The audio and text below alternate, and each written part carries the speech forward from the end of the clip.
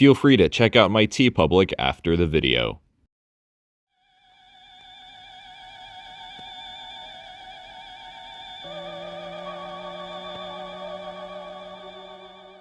Up next, we have Battle in Outer Space from 1959. In the year 1965, where people can watch TV in their cars and cities have turned into matte paintings, the destruction of a space station and world leaders succumbing to mind control unites the world's nations into combating against an alien threat whose base is on the moon.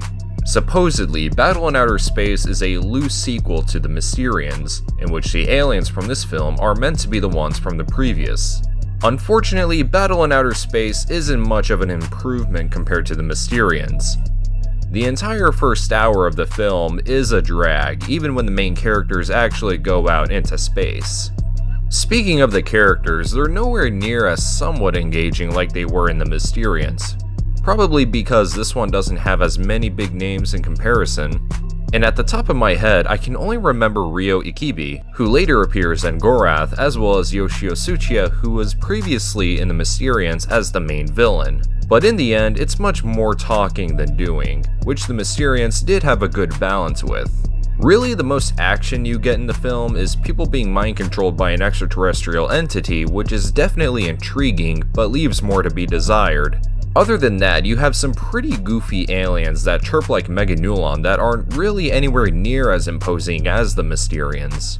I will say this though, the production design and special effects are a good upgrade for the most part, and honestly, that's probably the most exciting part about it. All in all, Battle in Outer Space prefers style over substance, as it's a bit of a snooze fest to get through and it takes a bit too long to actually get going, even when things have already gotten going. The effects and aesthetic are good and all, but it's too underdeveloped for my taste, as it could have done more with its world nations coming together to combat a common threat narrative, and could have been cut a lot shorter. Anyway, that's all I have for this video. Feel free to like, share, comment, subscribe, all that good stuff, and I'll see you guys later. I really hope Sony fire the person who thought stacking the discs on top of each other in this collection was a good idea,